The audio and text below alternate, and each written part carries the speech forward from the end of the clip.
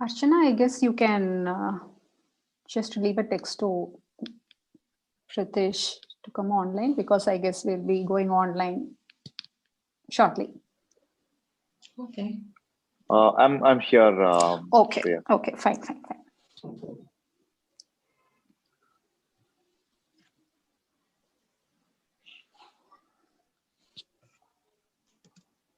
Shakti, can we?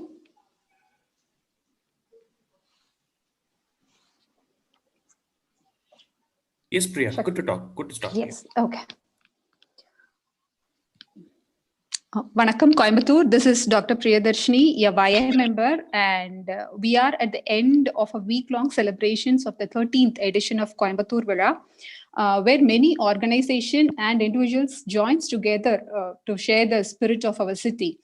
We celebrate, and this year the theme is about gratitude, thankfulness, and amongst the pandemic, we are doing stuff online. And I'm very sure that the past week, due to the events of Coimbatore Vizha, I'm very sure that it lifted the spirit of Namavuru, and it has touched many fields, in fact, and impacting many lives also.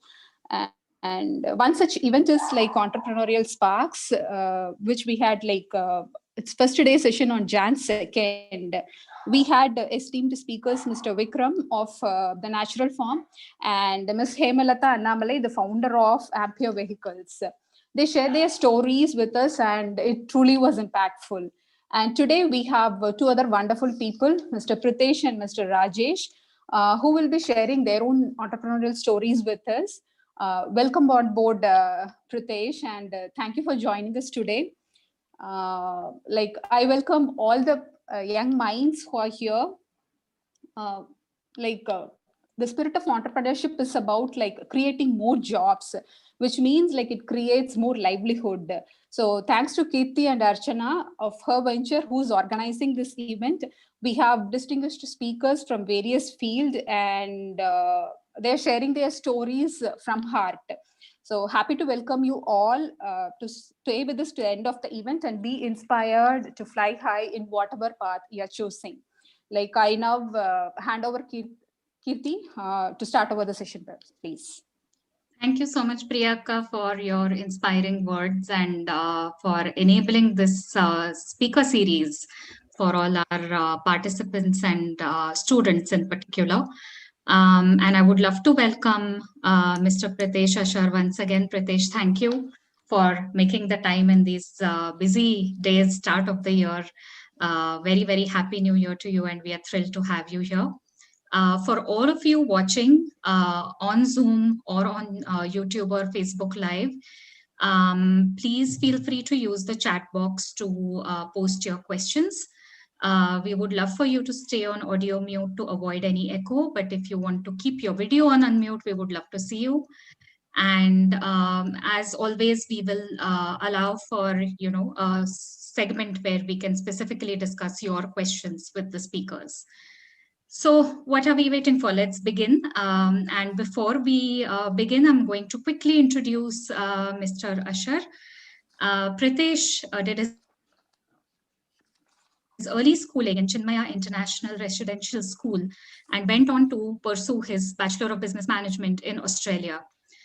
So I love Australia, by the way, so I'm sure you had a great time there, Pritesh. He came back and joined the family business in the petrochemical industry. And of course, as we all know, 2008 was probably the year when the financial crisis hit the world and there was a recession. During this time that Pritesh was working in the petrochemical and automotive industry in his family business, he learned a lot of nitty-gritties of business operations. But due to the external circumstances that all of us faced, his business suffered some losses and he had to change his direction. I'm not going to speak about what that change of direction is. We'll hear a lot more about that from Pritesh. But as we all know, there was 2014 when Juicy Chemistry was born. It's an organic products company today, which is ready to hit 100 crore target revenue next year. Wow, what a turnaround, Pritesh, and really would love to hear more about this from you. Before we get into the journey and the details of your, exciting story, Archana, would you like to play a quick video for us in some of the behind the scenes of Juicy Chemistry?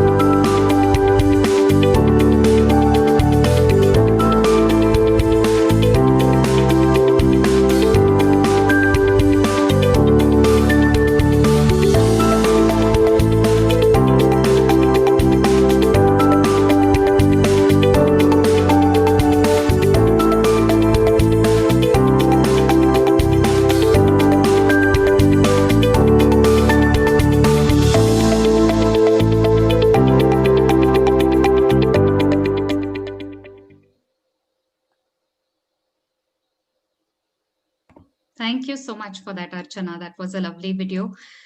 So Pritesh, why don't you take us back in time in 2014? How did, Juicy Venture come about? What's the story there? First of all, thank you so much, Kirti and Archana, for having me over today for this wonderful event, which is going to be happening online. It's an absolute pleasure to be a part of this event. Thank you so much for that introduction as well, Kirti. Yes, absolutely. It's been a phenomenal journey for us since 2014, where we started off with about 5,000 rupees in our pocket and a vision to change the way the skin and hair care industry was perceived in India. This came about in 2014 with a random visit to the mall, where a salesperson, tried to sell an organic, a natural, or an Ayurvedic product to us, and out of sheer boredom, I stuck a conversation with the gentleman, trying to understand what he was trying to sell, or if he actually knew what he was, selling to the customers walking into that supermarket. The front of the label claimed to be having hibiscus, coconut, neem, and a slew of other wonderful things that you would expect from a natural product. But as soon as I turned the bottle around and looked at the ingredient list, I could identify a lot of ingredients that we used to actually use in our petrochemical manufacturing unit: sulfates, parabens, colors, fragrances, fillers, even petrochemicals, that were a part of our formulations back in our petrochemical manufacturing unit. So that was that. It could be one of the products that probably have these ingredients in them.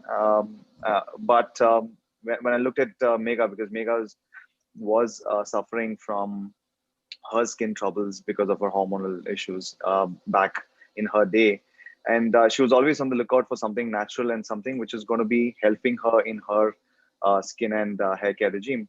So when I looked at Megha, and I told her, Megha, this is probably one of the reasons why you're not getting efficacy from the products. And she looked at me at that time, and we just looked at each other, and we said, probably this is what is available best for us to take from the market. Although it did not strike us to start something of our own, but at that time it kept coming back to us every time we looked at the product. We always made it a habit to then look at the ingredient list. Very soon we realized that every single product that was there on the commercial shelf contained a very similar slew of ingredients, and even baby care products were not spared from that list. It kept bothering us more as time went, and we started speaking to family and friends, and understood that even general public at large did not understand the ingredients that were used to manufacture these skin, hair, oral care products, personal care products as well. Uh, when we started off, our idea was to understand why why these formulations had these ingredients in the first place. We quickly realized that there were some formulation flaws that could be corrected, and they were getting done for monetary benefits, for supply chain issues, for longevity of the product, and so on and so forth. But in that process, the actual natural essence of the product was somewhere lost in the process. Um, with a vision to sort of create something very basic just for our own use, that's when we decided to start experimenting with local produce that was available to us at that point. And we started off with our kitchen, which was a 10 by 10 kitchen. Started experimenting with oils, with butters. Our initial formulations had very simple ingredients. Even today they do. Our ingredients are very simple and very relatable from our staple kitchen. But that was the idea with which we started Juicy Chemistry back in 2014, to eliminate petrochemicals, toxins, and any ingredient that was from a chemical origin. Basically, to keep the products as green, as fresh, and as organic as possible in our skin and hair care products, to eliminate these from our everyday use. Thank you so much for sharing that. And I can totally resonate with what you were saying about, women, using all these products on their skin and hair, and with all the hormonal imbalances, there's already an issue. It just escalates the situation before we know.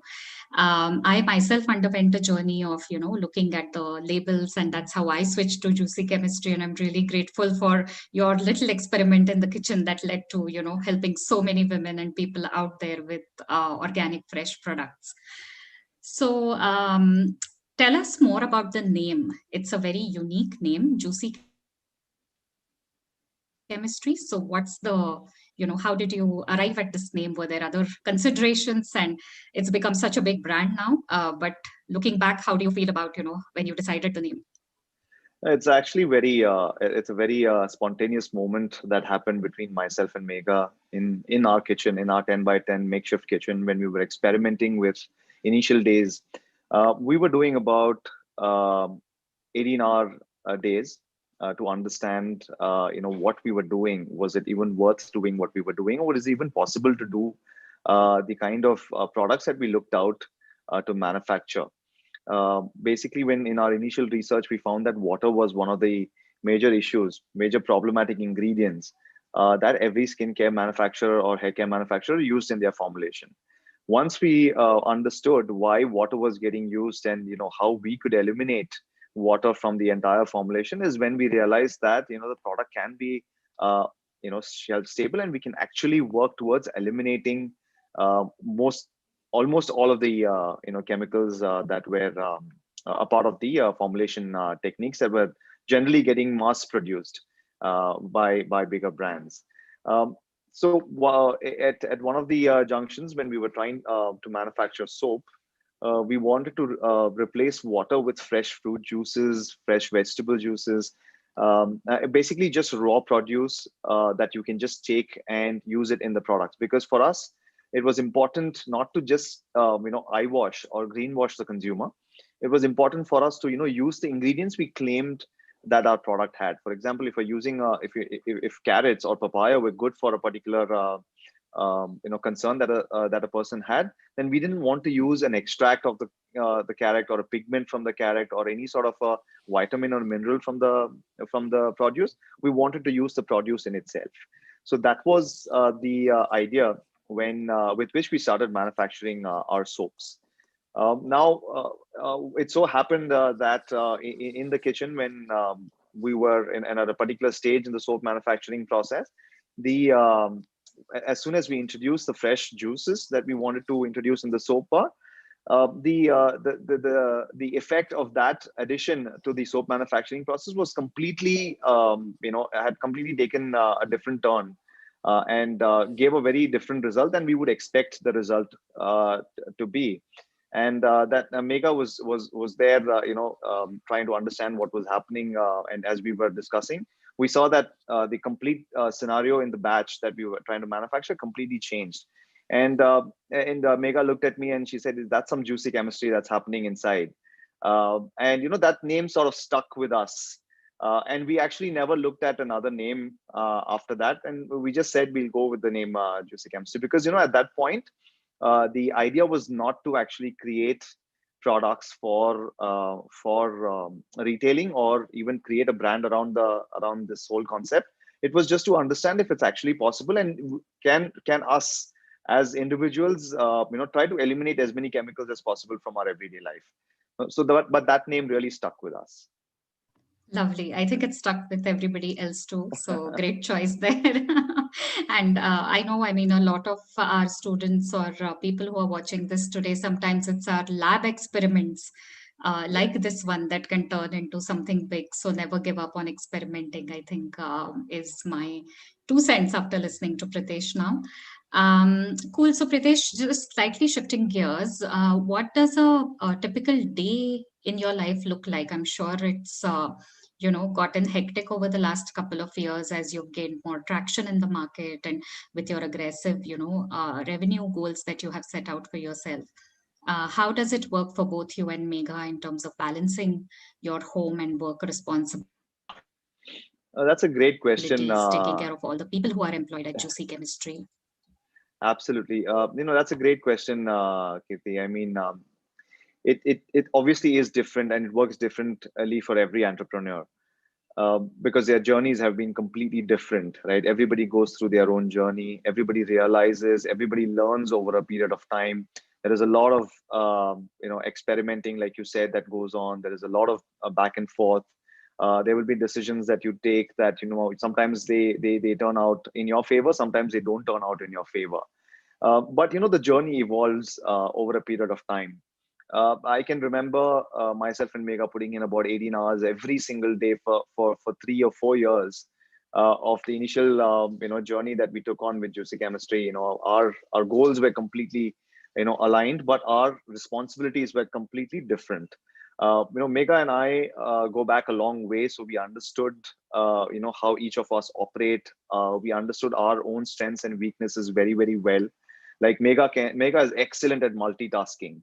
But I suck at multitasking. I mean, if I'm doing one thing, I cannot divert my attention to anything else. Mega is like, she's answering 10 people while she's taking care of Mira, and she's taking care of social media managing. She's taking care of PR. So her strength was different. My strengths were different. I have my own sets of skills that I brought to the table. It was important for us to understand who will do what as far as the business journey would be concerned. Now, this was a catch-22 situation for us, because we are with each other 24/7 as well, right? So, sometimes work and personal lives do get muddled up quite a bit, I would say, because there is no boundaries then, because you're 24/7 otherwise, in that work mode. So we actually made a conscious decision a couple of years ago that we will try as much as possible not to muddle the two things. But in our everyday journeys, we realized that our responsibilities are completely different. 18-hour days were very common, and as you can imagine, as the initial stages of the journey. As an entrepreneur, you think that you can do that job the best, and you are very skeptical of giving it to somebody, because you think that if I do it, I'll do it quicker, I'll do it faster, and I'll do it the way I think that is going to work best. So that is when you start realizing that you're not able to get to as many places as you would like to be, and then all the burden is on your shoulders to then deliver. But in an entrepreneur's life, there are so many different aspects that you need to wear. You need to wear different hats in a day. You are also, working as a coolie, taking and moving stuff around here. You're doing the dishes, you're cleaning the vessels as well, and then you are doing couriers, you're answering the customers, you're doing banking and accounting, you're taking all these business decisions as well, product development. So there are so many things that you need to do in an everyday schedule. But it was important to then prioritize. And as the journey started, we myself and Mega, along with our one employee at Juicy Chemistry, started off the operations back then. And every day in the morning, the storm would hit us, and we'll go through the day doing all our chores, understanding everything. And by around 1 or 2 o'clock in the morning, once I'm done with my research, we wrap everything up and start again by 6:37. So that was how difficult, and that was how interesting as well the journey was, because we were so passionate about what we wanted to do. It didn't feel as if we were really putting in the strain to get to where we wanted to get. It just went with the flow for us. But it's important, as you grow into the journey, to allocate and build your team. It's very important to build and diversify some of the responsibilities that you as an entrepreneur were used to do, and trust and empower your employees to start taking decisions for you. You need to train them. You need to give them sense of responsibility, sense of ownership towards the brand, and then let them make their own journey, let them make their own mistakes. They make them sort of build their own team, from which then they can be responsible at the balance sheet level as well. So that's what happened with us at Juicy Chemistry as well. It was very difficult initially to sort of differentiate work and personal life. But Mega was also very clear after some time that I think we need to now understand which part of the journey we are in, and then we need to keep these two separate. So once Meera came along, our 3-year-old daughter, that's when we realized that yes, it's important to also understand that we have a life outside Juicy Chemistry as well, and we take conscious efforts to have morning time is breakfast time with Meera. We are there as a family. Afternoons are pretty much working lunches for us, so we don't get too much time during the day. But by the time it's evening, we again regroup. We want to spend time as family. We go for holidays. And that's the time when we actually take away from work, because it's very important to switch off sometime. Once you switch off, you realize that yes, I'm come back refreshed, and now all these ideas are there, and let's execute these ideas. So it's very important to build your team. And now Juicy Chemistry team is about a 50 member team now. In the last 3 years, we have grown in family size. I think we are going to be scheduled to hit 100 employees in the next 3 or 4 months from now. So now everybody is taking their own responsibilities. That's fantastic. I think I was really, I couldn't stop laughing when you said that, as an entrepreneur, there are so many things you need to do. It's almost like probably raising a baby, from the name decision to then, cleaning up your everything, and then enjoying the good glamorous parts of it as well. So thanks for sharing that, and really happy to hear that you've been able to strike a balance now. And I think especially for our young minds, it's also important to keep that as a note while they study as well, because sometimes we are quite ignorant of our self-care needs, and then it's probably something that we carry as a habit into our lives. But the one other message that I took away, Pritesh, was that there is no shortcut to success. I've always, heard of that statement, but what you said in, 18 hours days really makes me believe that you did all the hard work that was necessary to be where you are today. And really congratulations to both of you on that. But equally true that there is passion. So once you are doing work that you're passionate about, I don't think you feel the burden of it. And I think our next session, which all of you watching, will be on career intentionality, which is exactly about, being really intentional in what we choose as our, day, work day, because if we are not passionate, we will burn out very quickly. Very quickly. Absolutely. All right. That's so rightly said. Yes. Cool. So slightly going back, Pritesh, to what you said in, the ingredients that you were mentioning that are being used in all these products. Of course, I mean, growing up, many of us didn't have that awareness. And even today, the awareness is quite low. I mean, when you were mentioning that these products are, what we use in manufacturing industries, and those same products are like the ingredients are being used in something that goes onto our skin and hair, which causes a lot of diseases. I mean, there is a correlation between, let's say, parabens and cancer. So how do you, what would your advice be to youngsters? Because youngsters have started using cosmetics a lot sooner than the earlier generations.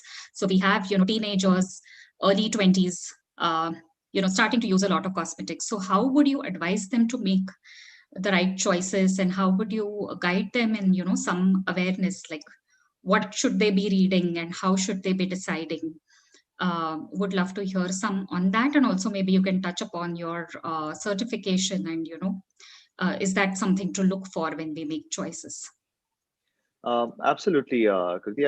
I'll break this question into two parts actually. The first being that the ingredients we use at Juicy Chemistry, and why we do use these ingredients, and how do we actually source these ingredients from different parts of the world now. I mean, Juicy Chemistry as a brand, when it started off, the messaging was very, very clear for us, right? We wanted to we understood what went on in the commercial industry as far as skin and hair care products and personal care products were concerned, including baby care products.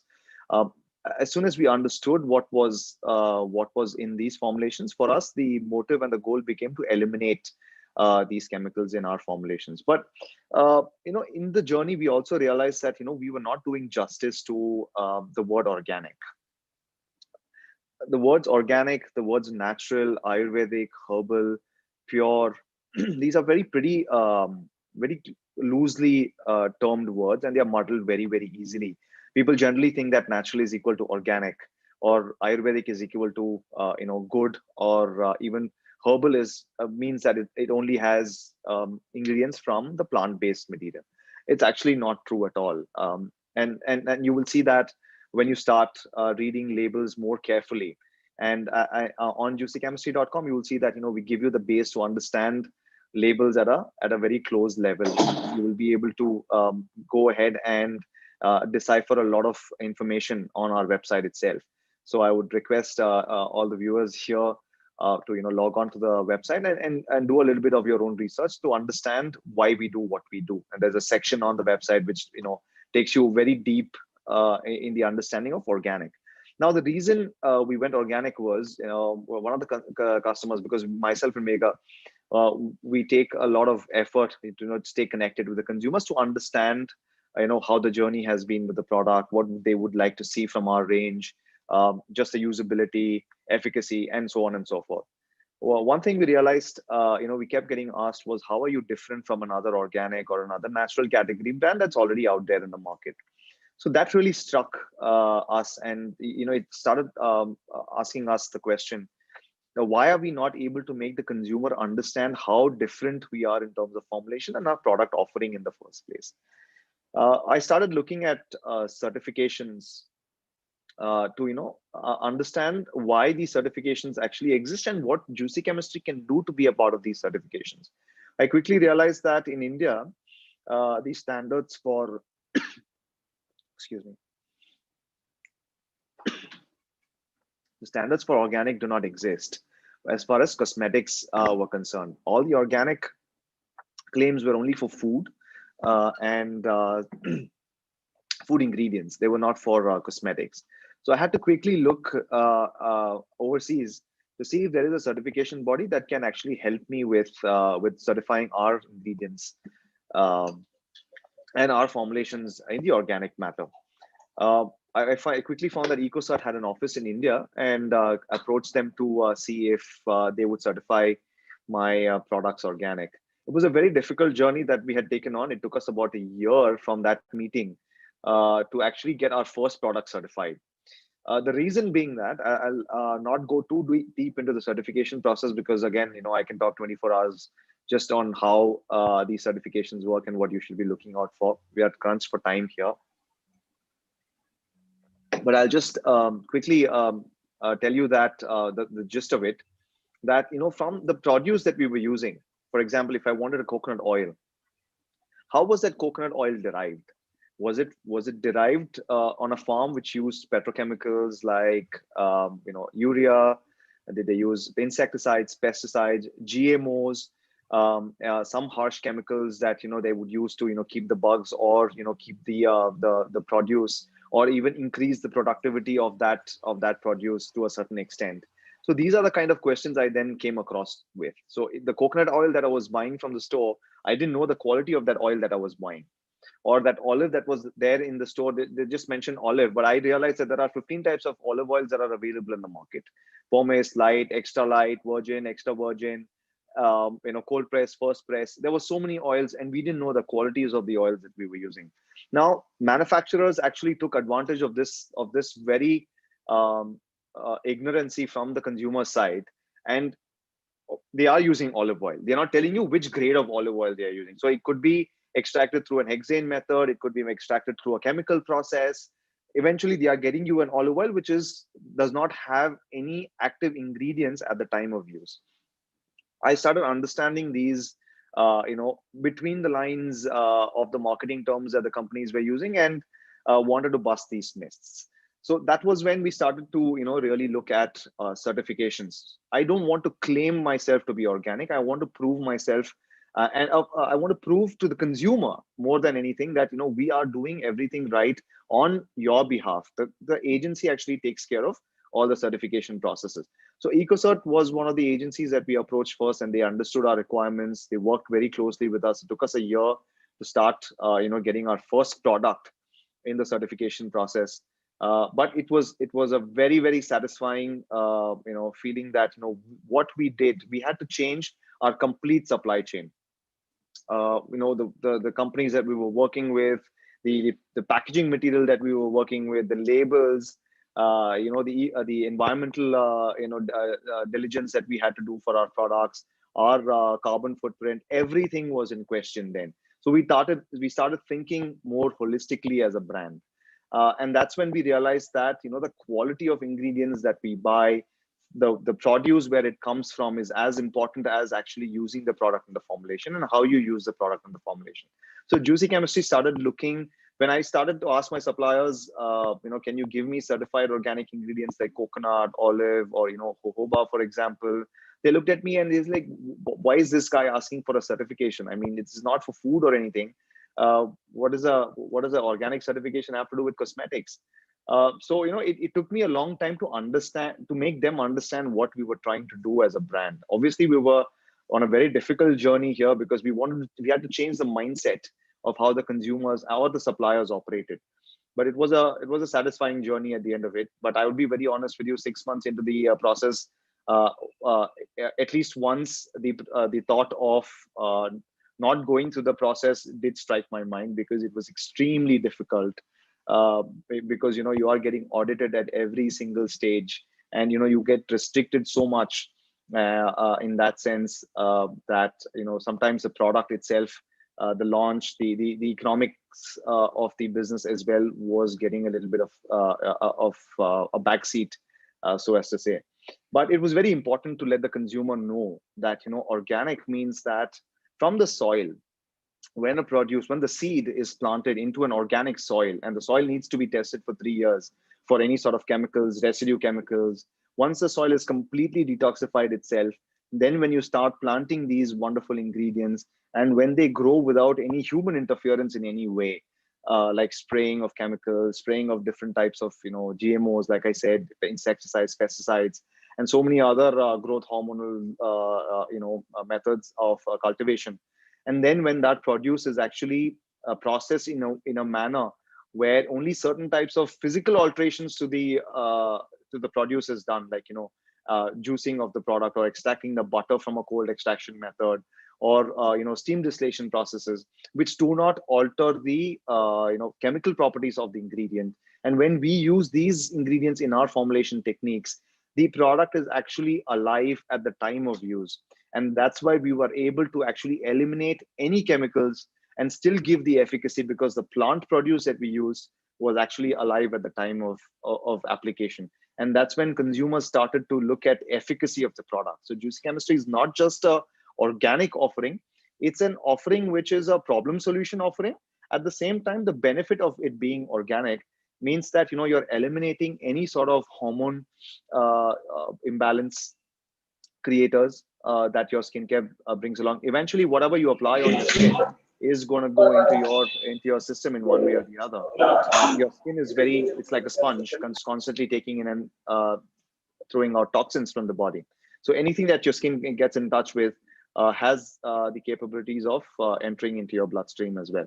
So at that level, when you are eliminating any sort of toxins, like you said, parabens have been associated with cancer. There are other ingredients.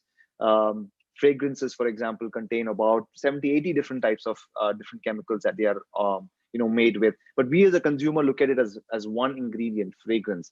But how was it manufactured? What are the ingredients that went into manufacturing of these fragrances? Water, preservatives, other chelating agents, they all have an effect on the skin on application. And that is what we wanted to eliminate at Juicy Chemistry. So to answer to your question, yes, the certification is a fantastic way to look for a product which is actually genuinely clean if you want to go that route. See, just because it's organic, it does not mean that it's going to suit every single person that is going to be applying it on the skin, because there is also a process of adapting to a product. I've been using, consumers come and ask us, some of the consumers, we've been very, very prudent with that. And we are very honest and open about what you can expect when you start using an organic product, because you're so used to a chemical product for the last, say, 10, 15 years, you've been using it. And suddenly you would start using an organic product and say, hey, listen, this doesn't suit me. It's like saying that, I'm eating something off the blue and it did not suit my stomach. I got a stomach upset. It's because, you're not used to that particular ingredient. Once you start using it and start adapting it, your skin starts synthesizing these ingredients. That's when you start getting the journey towards organic. It's like saying I'll hit the gym one day in the morning and the next day I'm going to have six pack. It's not possible. It's not feasible for your body to, go through that drastic transformation. So you need to give it time. You need to give it effort. It's a lifestyle choice that you're making when you are actually opting for truly organic products. And it's so happy to sort of note that today Juicy Chemistry actually exports to almost from our website. We serve about 20 countries internationally, and we also have distributors in 5 countries already now. So it's not just that now products are getting accepted in India, but we are actually able to now through our products spread the message of organic to as many people as possible around the world as well. It's a good point to look at when you're choosing skin and hair care products. If you're decided to go organic, it's not necessary that everything that is out there in the market is bad. Parabens have been linked to cancer to one way or the other, but it's the dosage of that particular product in your skincare and how often you use these products in your skincare regime that also really matter. So there is an in-depth analysis of such things on our website. You can always go and have a look. You're right when you say that today even teenagers are more aware of their skincare and hair care regimes. They want to experiment. They want to try out new products. Because we are, to be very honest, we are constantly bombarded with so much information, and especially given that our time on our social media channels have really gone up quite to an extent where social media marketing has really boomed in the last 6 to 8 months. So you are constantly getting exposed to a lot of information. And it's very important for you as consumers to understand what this information is and decipher it through the labels that the brands are claiming at the back. You need to ask the brands, reach out to the brands and ask why this ingredient is there in my formulation. What purpose does this serve in my formulation? You have the right to know as a consumer, and the brands ought to give you an answer for these questions. So I would say that be aware of the cosmetics and skincare products that you are looking to use for yourself. If it has water as a primary ingredient for the formulation technique, it's there, it's fine. But just look at the kind of other ingredients they use along with with this ingredient India formulation, for you to understand at a deeper level what is the kind of benefit this product is going to give me. Is it worth your money at all? I think that's a good place to start when you start looking at certifications. But again, Kirti, there's not many people that in the Indian market you will find with certifications on the shelf. So like I said, it's important for the brands to understand and ask the brands if you have any doubts about any ingredient that is there on the back of the label.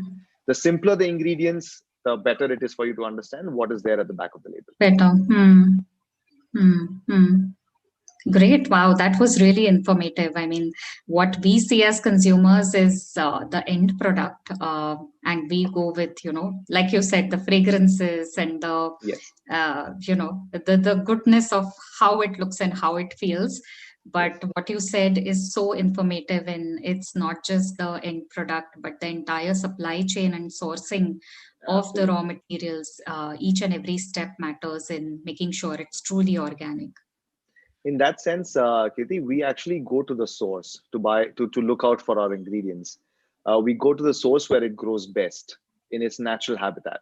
For example, we would go to tea tree to go to Australia to buy our tea tree essential oils. Some of the wonderful fruits that grow only in the Australian desert, like a cardu plum. We go to South Africa to buy our rosehip seed oil. We go to Bulgaria for roses and lavender. We go to North America for red raspberry seed, because these actually grow best in its habitat, in its natural habitat.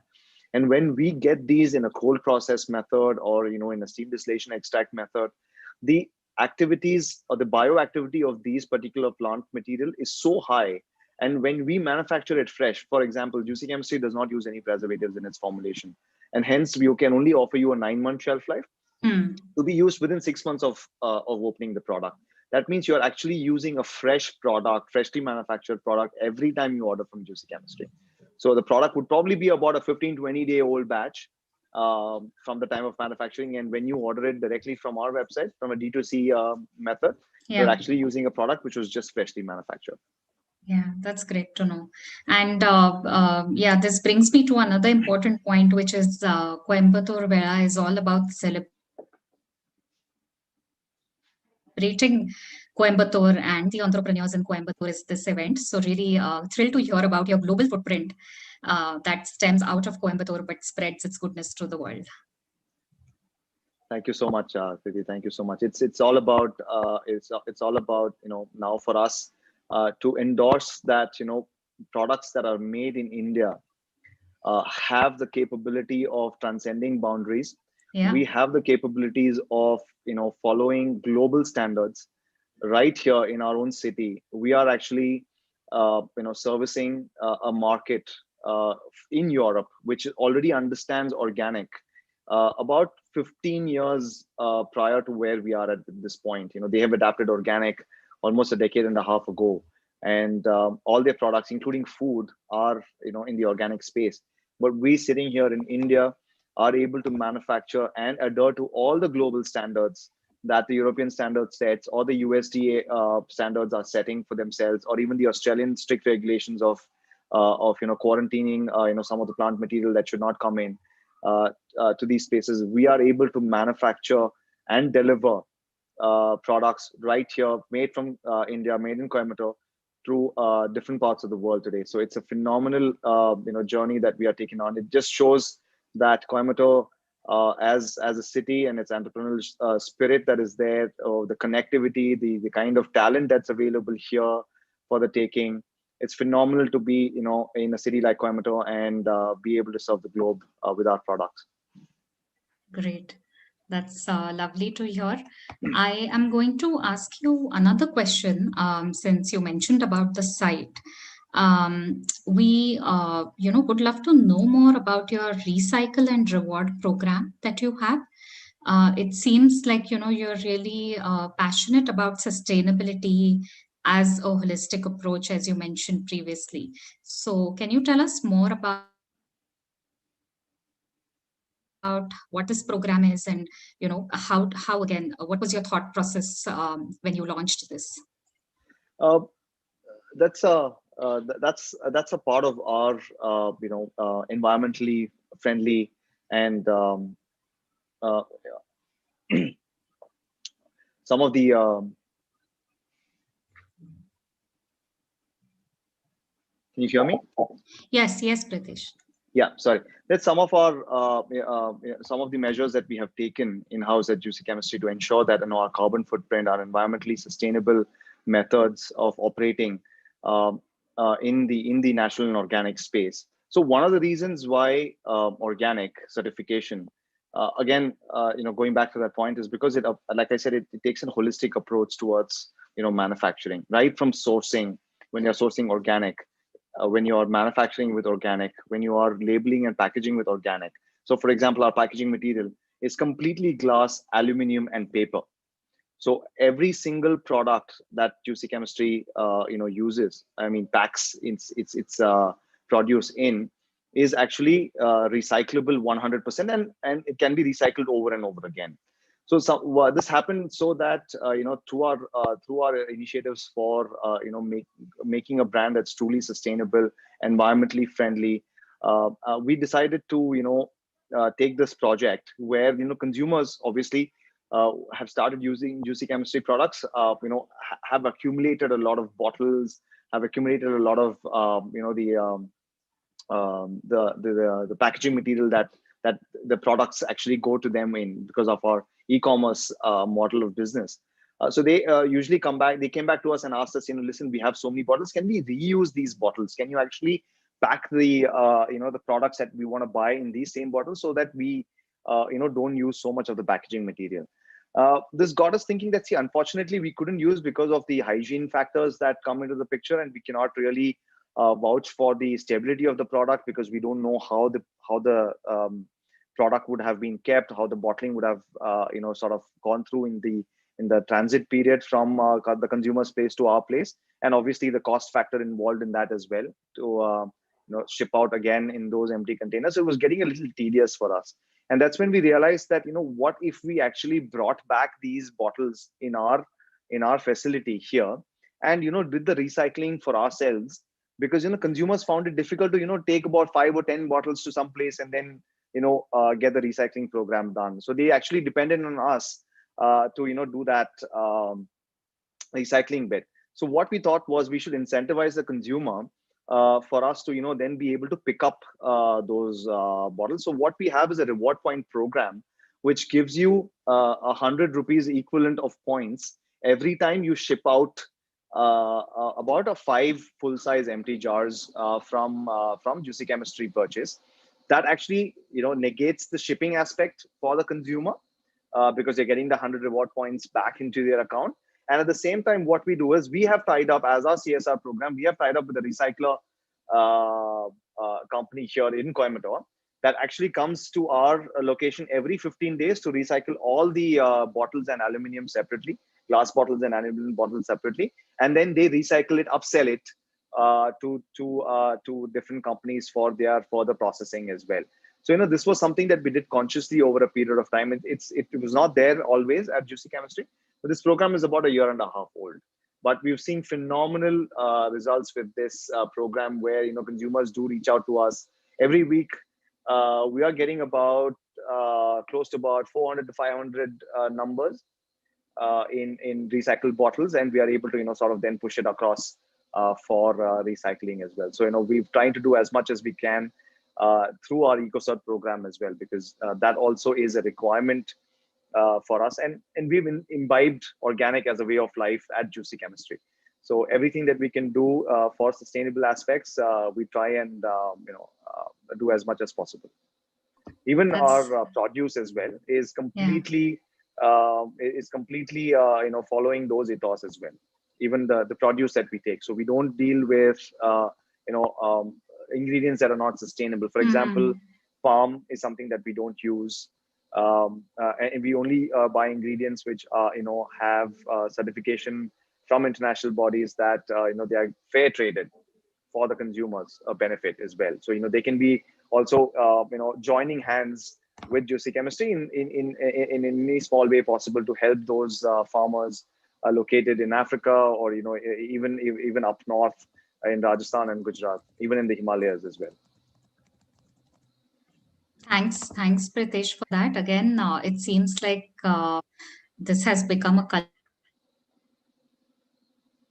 cultural ethos and a value system that Juicy Chemistry operates with. So, thank you so much for doing your bit towards the environment as well. I am thrilled to know that you're seeing success with the program, and 400 to 500 is a great number. I'm sure a lot more, businesses will start doing that. Since we have students online, could you share any tips for the students on how they can imbibe a sense of sustainability and recycling in their daily lives? Absolutely. Today I think I probably would not be the right person to give a tip or two on environmental sustainable ways, because today's students are actually much more aware about the environmental effects that their actions have than, truly speaking, than we were. Because the awareness about, as we were growing up, the environmental aspects was not very much in limelight at that point. Today, students actually do realize that their actions have consequences, and they are actually doing their bit more so today. But some things that they can actually do, if they are looking at the entrepreneurial journey, is to be consciously aware of their carbon footprint in terms of everything they buy. There is we ourselves, myself and Megha, actually look up to a person called Sahar Mansoor. I think she is a phenomenal person as far as recycling and sustainable aspects of operations are concerned. She's a phenomenal speaker. She's a TEDx speaker. I think, and I would not be the right person to sort of guide you guys on this, but do check out her Instagram. In one of the TED talks, she did showcase a small bottle of a glass bottle of trash that she had generated in the entire year. So that was phenomenal. It was phenomenal to see new age entrepreneurs imbibing sustainable methods of operation. And that is what we do at try to do at Implement at Juicy Chemistry as well. Because see, as a brand, we do not generate any waste. We don't have any pollution aspects attached to our Juicy Chemistry project, but we try to recycle as much as possible. But small things will make a big difference. Try to reduce one-time use plastic. We've all evolved now that we don't use carry bags. We take our own bags when we go to our shopping malls, or just get our groceries. Small things make a lot of difference. I myself did not understand the environmental impact that my actions were causing to the environment. Swachh Bharat program was one thing that really turned around my thinking process as well. And then now I'm really conscious about the purchases that I make on an everyday basis, and the trash that creates. So although I'm not the best person to throw light on that, please do look out Sahar Mansoor. She's got Bare Necessities as her page. She's got a phenomenal insight into how you can reduce and recycle your everyday carbon footprint. It's phenomenal. You guys should look at it. Great tip. I think I'm going to look at it as well, because now I'm feeling ashamed about the full trash cans that go out of the house every day. So definitely time to revisit that. We have one question from the audience, Pritesh, which is, how do you define growth as an entrepreneur? Is it the profits and the revenue? Is it the consumer loyalty? Is it something else? It's actually a bit of everything, and it's something that is defined very individually by the entrepreneur. For example, if you ask me in 2013 or 2012 or 13, I would say that if I'm able to just cross the barrier of failure itself, that would have been a measure of success for me. It depends on where you are at, which part of the journey you are at as an entrepreneur. When I started Juicy Chemistry, our first year revenue was about 17 lakh rupees, and that was a phenomenal growth for me, because we came out of a very a very difficult situation where we could not put a 5,000 rupees in our together for starting a business of our own. And that was success for me at that point. Getting 70 lakhs in revenue was a phenomenal achievement, given that the last 4 years had been a very strenuous time for us financially. uh, you know, Failure is something that we fail to talk about too often, because we are ashamed. It could be so many things. It could be just that you fail as an entrepreneur, but actually failure makes you stronger. It makes you aware of so many things. It gives you a pathway to not do things that you did wrong, and correct so many things what you can do in your future journeys. So I think success or growth is something that we have to measure by setting yourselves the goals that you want to reach, uh, and only, that is success. I think it's different for everybody, but yes, now at our stage now, success for us is trying to make a difference in as many people's lives as possible, by eliminating their exposure to toxics through their skin and hair care products as much as possible. That's going to be success for us when we try to get to as many people as possible. So revenue numbers, profits, customer experience, these are all the parts of that journey, and everyone will define their own growth. So keep the eye on the goal, but do not forget that every small step that you take towards it is as important as the destination itself. Wow, that was very philosophical and very nice. I think failure is almost still considered as a taboo in discussions, be it, at school or when we grow up in, jobs, careers, businesses, whatever it is. So thanks for, being really candid about, learning from the failures and building that resiliency to carry on. I mean, I think COVID has taught all of us a lot of resilience traits, but we still can do better as human beings. And probably entrepreneurship is one definite way to learn how to be stronger and more resilient. Priya, did you have a question? Yes, I just have one question to Pratish. Pratish, that is one wonderful journey which you have shared with us. And congratulations to you and Megha for your perseverance, which is amazing, in fact. Like one thing is like human mind, we know what to do, but basically we try to find reason why we cannot do it or why we should not do it. So I just want to know like the values, your personal values that you're holding in your day-to-day life, which is keeping you on track, which has brought you where you are right now. Could you please share those for us? It could be self-discipline, on if you talk about meditation, if you talk about exercise, reading, whatever. Please share your values.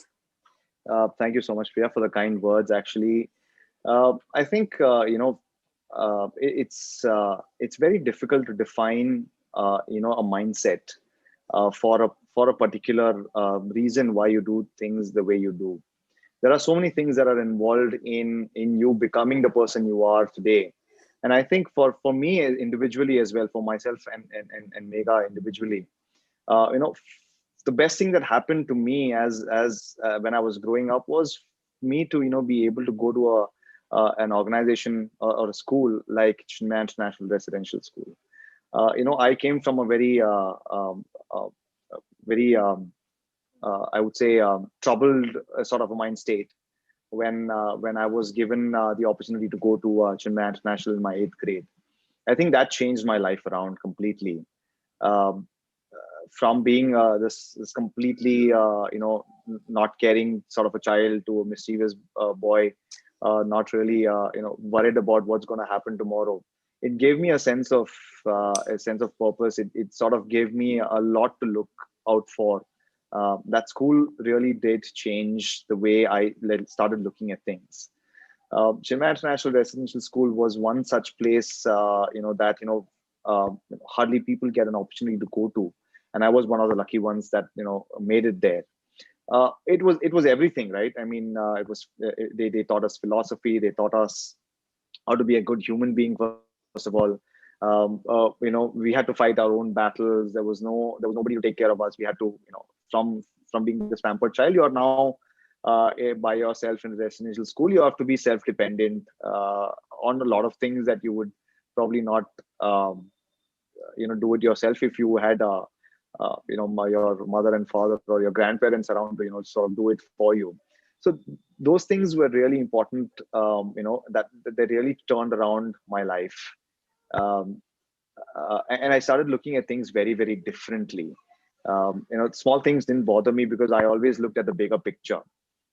Started looking at those things when I got the opportunity to go to Australia as well. Post that, that was again a wonderful, wonderful experience. My first job in Australia was to wash vessels in a restaurant, because as students you're always short of money, right? You always want to have that extra bit to either go for the movies, or you want to go hang out with friends. So you're always a little short coming as far as money is concerned. So that was the first job I took, but that taught me a lot as well. It's like, would you ever think about doing those kind of jobs if you were here in Coimbatore, and your parents would be like, what is wrong with you? Go and study. I mean, you don't have to do all these things, right? That's a mentality that usually what we come across. But it was different for me at that point. It taught me humility. It taught me to respect every single individual, and respect the profession that you do.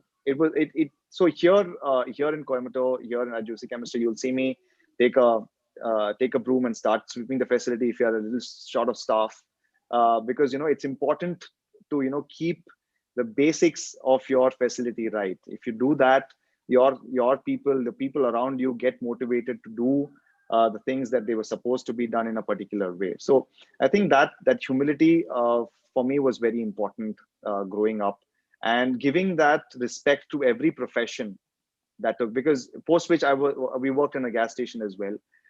So that changed the perception of how we looked at things in India as profession. Here profession was taken very differently than it was taken in the West. So in my entrepreneurial journey, in my previous organization as well, and with my current organization as well, I try to be more one amongst the employees that we have, rather than being a boss. It's important to take them along. It's important to lead them, and not sort of be bossy on top of them.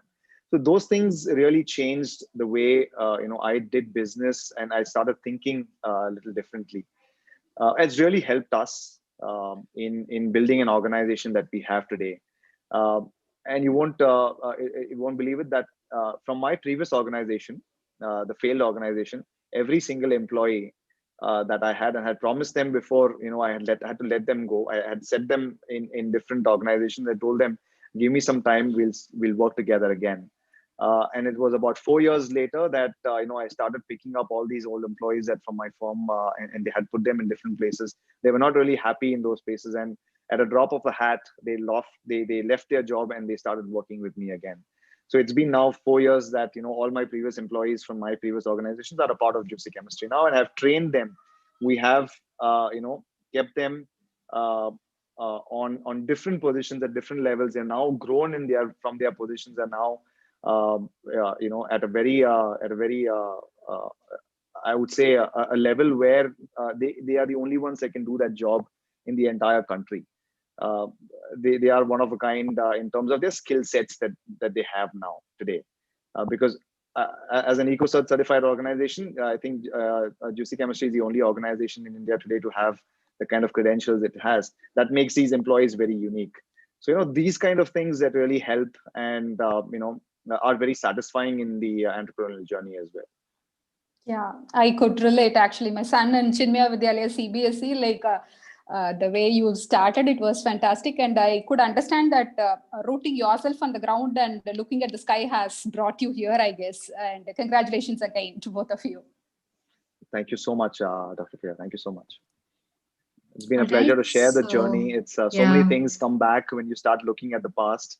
I sometimes don't get the time to revert and see the journey that you have lived, but it's fantastic to relive these moments. Thank you so much, Pritesh, once again for your time. We are up for time, so we won't keep you longer. Here's wishing you, Megha and Meera, the very best in the new year and lots of success to Juicy Chemistry. Thank you so much. It's been an absolute pleasure. Bye-bye.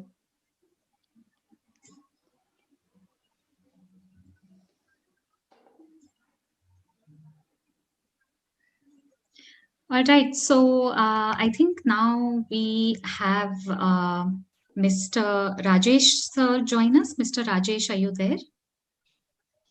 Yeah, I'm here. Good afternoon, everyone. Hello, sir. Good afternoon. And it's such a pleasure to have you with us today. We have students live on Zoom, Facebook, and YouTube. So it's a bit of a virtual audience that is invisible and visible both. But that's the way we are in the pandemic. So really grateful to you to, accept our invitation. Before we begin, for everyone who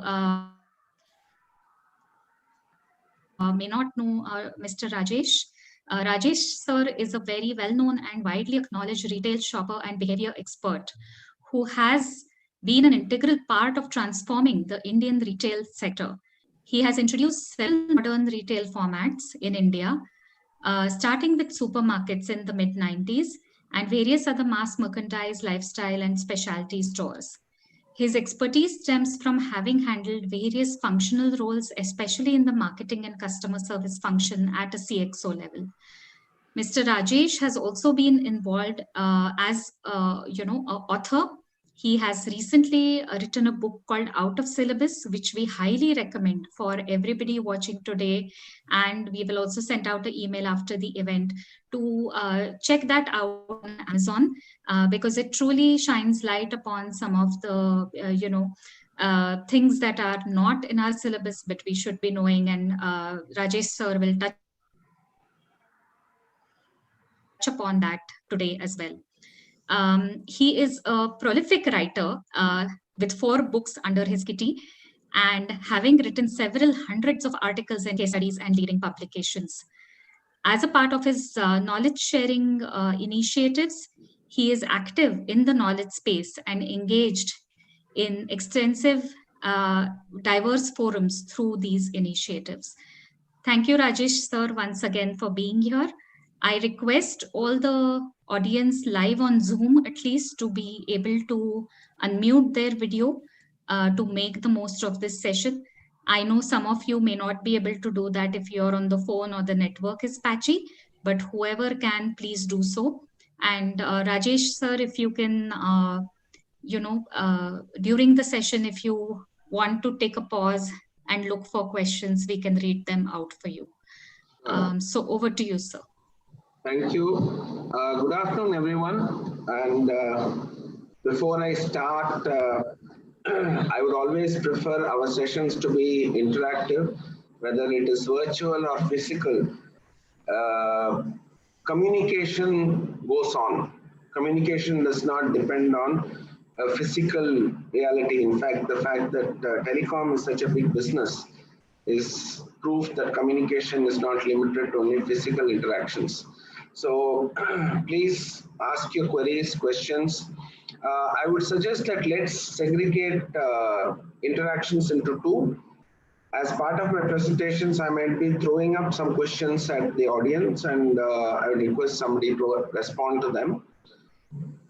Apart from that, people who are seeing the session might have some questions, queries, clarifications, even maybe suggestions or different points of view. I welcome all.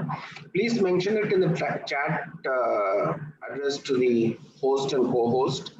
And I'll try and ensure that we end with at least 10 minutes to spare so that they can then wait out the questions and contrarian views, suggestions, etc. And we can have a small discussion all over again. If that sounds good, let me share the presentation and move my face out of your faces.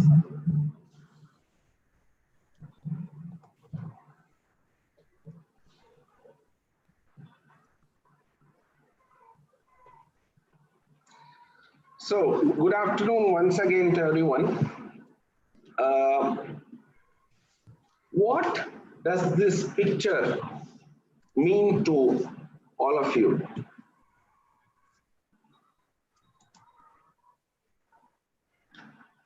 I'm showing two pictures of a type of plant which is called as a climber.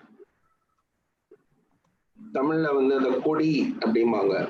So it kind of clings on and climbs.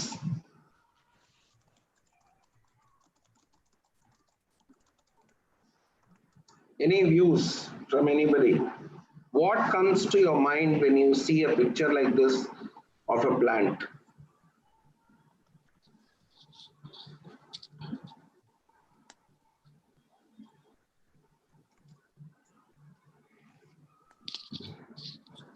Sir, actually a title slide is being displayed. We couldn't see the picture. Okay, now are you seeing the next slide? Not yet, sir.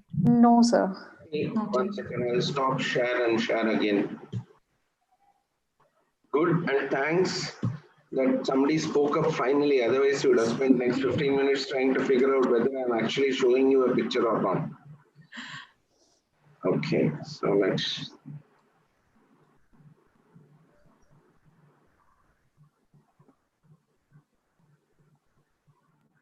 Is the PowerPoint window visible now?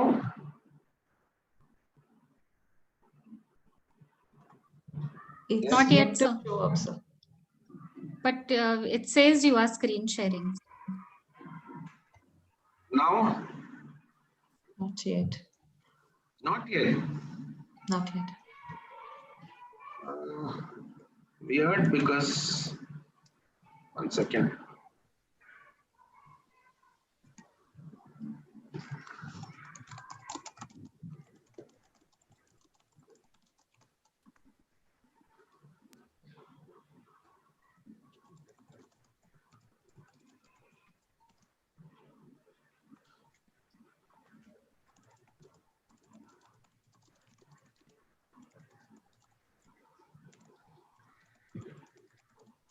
You're still facing the same issue, or you're?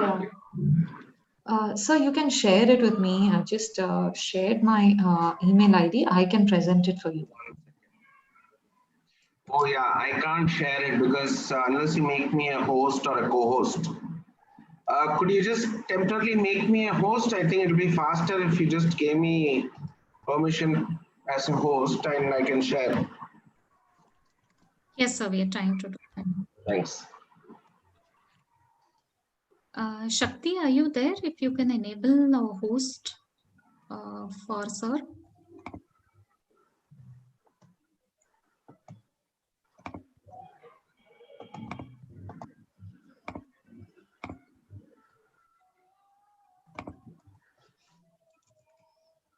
Sir, can you try now? Yeah.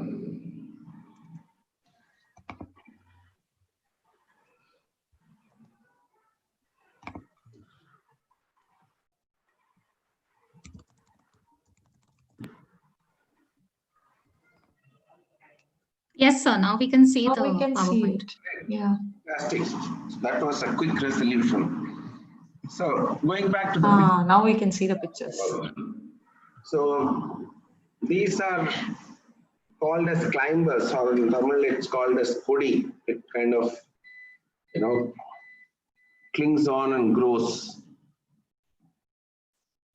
What do you think I'm trying to communicate to all of you using these pictures?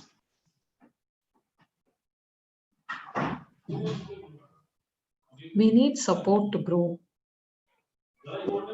Okay. Any other points of view? One is we need support to grow.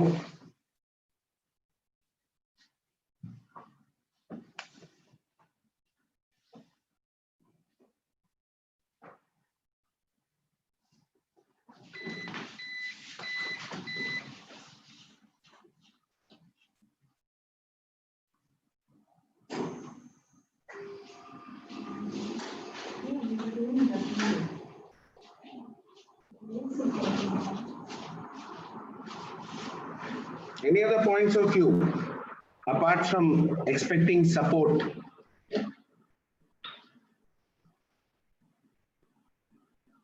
And the reason why I'm stressing on that point is, if you were to look carefully at this picture, here there is support. A string has been tied and it's, entwined to it. But going forward, it is starting to branch out on its own. The string is going in this direction and the plant is growing on its own. So is there any other points of view or dimensions that come to your mind when you see a picture like this?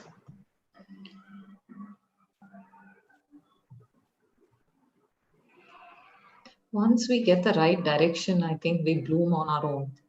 We bloom better, rather. So now let me throw a googly at you. I'll show you another picture of a plant which has absolutely no support and which seems to be going against gravity. And if you start noticing, you will see that nature is actually full of such examples. And it's very interesting that, the perspective that came, I think, to some of your minds and maybe verbalized by one person was that the focus was on the support. It was not on the fact that the plant has decided to grow against gravity. And this is a fantastic example. There is no support. It's actually leaping up away from the ground. And very simply put, we run a trust called Avatar Human Capital Trust, where we do a very interesting initiative for girl children called Project Putri. And one of the very core messages that is taught to them is this concept called intentionality, which is you should be intentional about whatever you want to do, whatever you want to achieve. It is very easy to say that, I could not do it because of the following reasons. In fact, it's very interesting that towards the end of the last session, I think somebody asked a question about what do you do to keep yourselves motivated, and do you do yoga, do you do meditation, and all those things. Now, you have to actually take a step back, and you need to first develop this concept of intentionality in your mind. It's only when you have intentionality will you even start to seek avenues which might be of help to you. Otherwise, what would be your priority is to look at only support and then say, oh, I don't have support, so there's nothing much I can do. Now, there is a logical reason why nature is intentional, whereas sadly human beings are not. And it's ironic that it is because of that little bit of extra thing that God has given us, which is our intelligence. What tends to happen is nature is always on an upward spiral.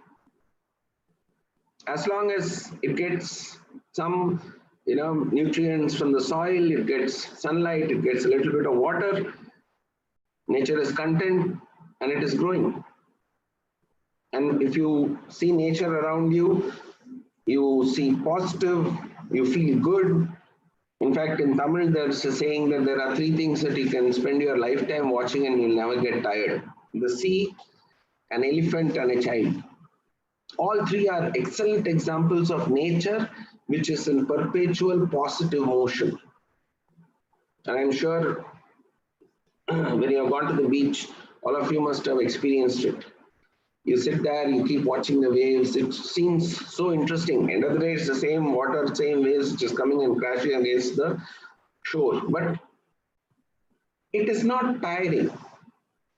Having said that, what tends to happen is this very important aspect of being intentional or intentionality with regard to what you want to do in life. It gets defeated thanks to our intelligence. What should be used to actually leverage the human potential ends up being the reason why the human potential actually becomes completely wasted. And that is because of this very interesting concept called boredom. I presume all of you have smartphones, especially since it was mentioned that some of you might be logging in through your phone and watching this live stream. Apart from watching, live streams like this or attending to sessions today, thanks to Corona, where everything is becoming virtual, what is the primary entertainment / recreation use of your phone? If you really were to sit back and think about it, in most cases, it is using the phone in a slightly mindless manner. And possibly the best example I can give you for something which caters to this is the social media apps which are largely audio video driven. Things like YouTube or Instagram, where you can just keep on, flicking your finger and moving from one to the other, to the other, to the other, and your mind is not engaged at all. You are constantly bored. And what happens when you are bored is, very soon, you are looking for something which is going to beat the boredom. And the more you look, the less you get. So you start feeling frustrated, disappointed. Let me describe a classic scenario and tell me if this is the kind of time schedule that a lot of you or some of you or most of you follow. You wake up in the morning, you have a day full of, in today's context, maybe online classes or work or webinars or meetings, and you are literally hurtling from one thing to the other. Since you have got up a bit late, you're a bit tired, and you are trying to have some coffee or have your breakfast while sitting in front of the screen, having shut down the video, but you can't mute yourselves all the time because your faculty or your colleague or your boss might ask a question. So you should be ready to answer. So that's a pressure. Pre-COVID, this pressure was even more so because you had to be physically present there. And by around, say, 12:31, your stomach has started to become very acidic because A, you're stressed, B, you have not really had anything, nutritious and filling since the morning. And on the contrary, you might have had a lot of coffee or tea or some other beverage which has actually increased the acidity. So by around 2 or 3 o'clock, apart from being tired, you are irritable and you somehow have to get through the day. Your day does not end at 5 or 5:30 like, in the, like what we used to say, good old days where everybody will pack up and leave at 5 o'clock. Sometimes your day goes on till 9 or 10. And if you're doing, say, a professional course, you might have projects and so on and so forth. So by the time you actually wrap up, it's almost 10 or 11 in the night. And in between, again, you have just grabbed things to bite because you are preoccupied and because you are also bored. The food that you are getting at home might not seem interesting, and here I'm making air quotes. Ideally, you would like to place an order on Swiggy for something nice and interesting, tasty, but only 2 days back you did it and you already got a earful from your parents, so you don't want to try that again. So by around 10 o'clock in the night, you're finally done. You're tired, you're irritable, you are physically completely run down simply because you've not had enough nutrition. And at that point in time, what do you actually feed? You don't feed your body, you feed your boredom. think about it. What is the time when the maximum what I call as surfing? Before social media, people used to sit in front of televisions and change channels. It was called couch surfing. Now people do social media surfing. You just keep on going. Sometimes you see the same post some 3 times. And that is one of the main reasons why the younger generation has moved away from Facebook into Instagram and other such audio visual driven social media, because Facebook still has quite a bit of text which tends to be boring after a point of time. And by the time you are ready to drop off to sleep, not because you feel contented, but out of sheer, overwhelmed sensation of your mind and body, it's maybe 12:31 and the day starts again tomorrow morning. Can anybody tell me whether your life is somewhat representative of what I just now described?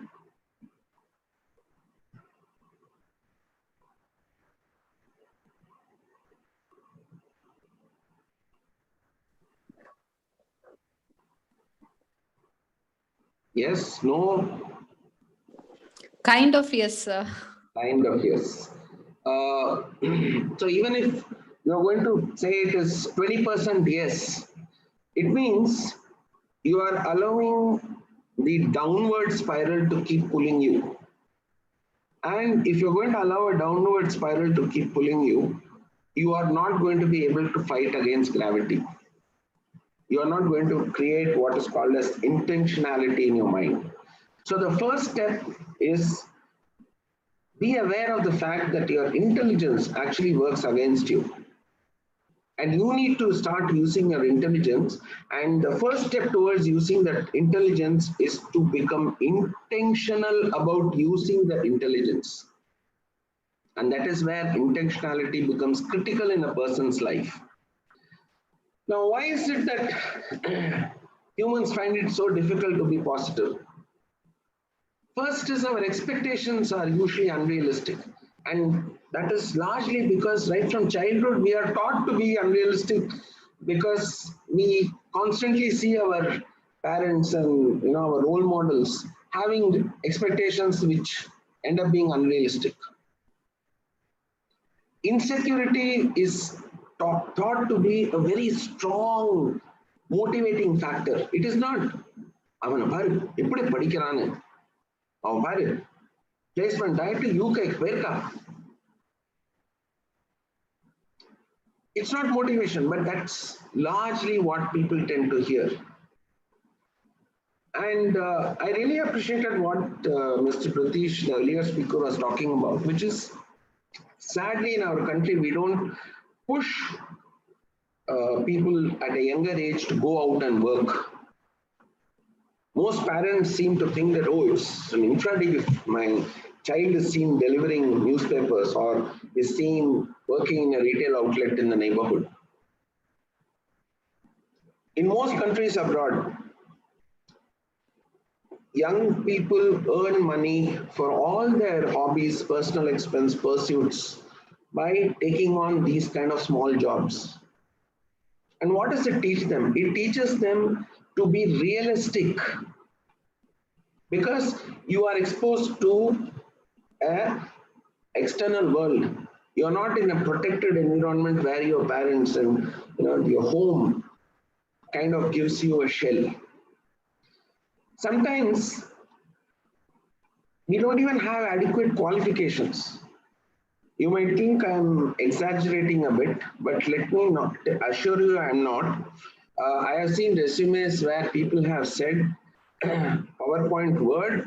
Microsoft Word, Microsoft PowerPoint, and Microsoft Excel as their skills. Which brings me to the next point. There's a fundamental misunderstanding of the term skills. We think that what we tend to learn through such online forums or in classes is skill. No, it's not skill. And in this context, let me share something which is very, very dear to me. And in fact, if you were to go to my site, that is what I have explained in my homepage. There are three terms: information, knowledge, and wisdom. What I am sharing with you is knowledge, or maybe, I don't know, wisdom. But by the time it reaches you, it is only information. Because you are not experiencing what I have experienced to get the transformation from information to knowledge. You are getting only the information of what I have experienced. That's all. You have not had the experience. And sadly, thanks to the internet and our dear Mr. Google, information is cheap. However, just because we have access to information, we tend to think that we also have knowledge, which is completely incorrect. Knowledge is when you are able to learn out of the information. Let me give you a simple example. If I were to come and tell you that I'm ready to fly all of you to, a free trip, after all the, your mask and PPE and all that, I'll give you a free trip. We'll just go around and, I'll fly over Gulf of Mannar and all and come back. I'm sure most of you would be interested. But if I were to gently, tell you that, hey, you know what, I actually have not flown before. It's just that I have read up a lot about how to fly an aircraft, and last 10 days or so, I have been, using this flight simulator game where I have been flying a plane on my laptop. But don't worry, I have really understood it. I'm sure all of you will drop out in the blink of an eye. That's because what I am projecting to you as knowledge is not knowledge, it's only information. It's only after you physically experience again and again and again all the challenges of implementing the skill of flying, do you get the knowledge of flying. Bring it down to something as simple as cycling. Let me ask you a simple question, or rather offer a simple suggestion. I'm pretty sure most of you know cycling, and you have used a cycle or you continue to use a cycle. Later in the day, today, in the evening or tomorrow, try and do this small exercise. Try and cycle with your hands crossed. Normally you hold your cycle, your right handle is in your right hand and your left handle is in the left hand. Cross your hands and try cycling, and let's see how easily you are able to cycle. It might appear to be very simple, but just try it. What I would like you to learn out of this is that something as simple as switching your hands requires skill, and that has to be mastered, which is lacking. Societal family pressures, like I already explained, this whole concept of life not being balanced. And last but not the least, everybody is constantly in the pursuit of information which is perceived to be knowledge. They don't learn the basic lessons that are needed for life, such as intentionality. Be intentional in the context of using your intelligence, overcome your limitations. And there is no reason why you can't be like this plant which grows against gravity. Now, having said that, there's also this very interesting context of our cultural and societal influence. The focus is mainly on jobs and salary. And that is mainly because our economy, even today, does not have a very robust social and financial safety net, which means we still have to, or at least we are told to believe that, we need to earn in order to afford certain levels of service which are given by the private sector, which is not there from the public sector or the government. And I frankly don't subscribe to that view, because I have seen that if you are able to understand the way the system works, you can get the same level of service from all the governmental departments and all the public sectors that you get from a private sector. The only thing is here you are paying money and you're getting the service. In the case of a public sector, you might have to pay in terms of time and effort because they have a process to follow. Therefore, the entire society and family tends to focus on money. How much are you going to earn? So the entire discussion or the theme of a person's life is study well. Why you should study well? Because you'll get a good seat in a college. Okay. Study well in the college. Okay. Why? Because then you'll get a good seat in a professional course or you'll get a good job. Okay. Why? Because you will get very good salary. Okay. Why? And here it is where it gets a bit interesting. For men, why? Because you can get married and all that. And the same pressure is on the women in the completely opposite spectrum. Because you will get married, you can get married. You know, somewhere in our country, this whole concept of a job, salary, marriage, and babies seem to be the ultimate destination, which might have been valid at a particular point in time, but today, in the context of more education, therefore a far higher level of exposure, understanding of the self, desires, aspirations, which are matched by an economy which is giving you huge opportunities. I remember way back in the mid 80s, 83, 84, when hotel management, the first hotel management institute was set up in Chennai in Taramani. And somebody I know joined hotel management for the hotel management course. I can never forget the ridicule that poor person went through in almost all his social and family circles. சமைக்கிறதுக்கு போய் கோர்ஸ்க்கு போறியா, நீ வீட்டுக்கு போய் நான் சொல்லித்தரேன். You are going to become a cook in your life. Who will marry you? But today, I don't know if some of you or all of you know, really good chefs earn real big bucks. Forget about big chefs. Do you know what is the average salary of a good parota master? A good parota master can earn as much as around 20,000 to 25,000 per month. Whereas a graduate sometimes ends up getting an offer for only around 10,000 rupees per month. And that difference is because of this concept, this thing called skills. So, Sir, yeah. There is one question here from someone in the audience. Like this family pressure that you spoke of, right? So there is a lot of pressure on students to pursue certain courses and careers. And, the example that you gave of hotel management, for example, if the children or the students are inclined towards certain other skills or careers, how can they explain that, that is what they want to pursue, and, how can they open up that conversation? Any guidance there? Yeah, sure. So the first thing is, let's go back here. Are you really intentional or is it a passing phase?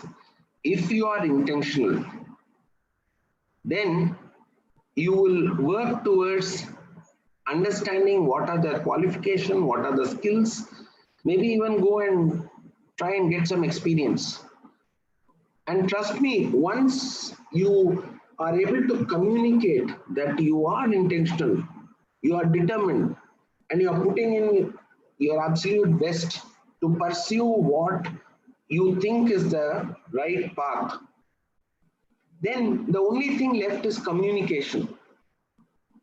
The choice is to, pick a fight with your parents or to communicate in such a way that you convince them that, this is what is actually going to help me experience this instead of this. And trust me, no parent wants their children to experience this. The only issue is parents tend to tell you or guide you or give you choices based on what they have experienced almost 30, 40 years back, which was to some extent relevant till the, say, 75, 80, 1975, 1980 kind of scenario, because not much had changed in the years.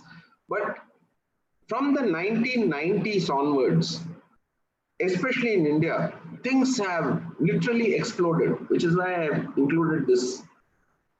So if you're going to say that I want to pursue a career, I want to be intentional about becoming an app developer.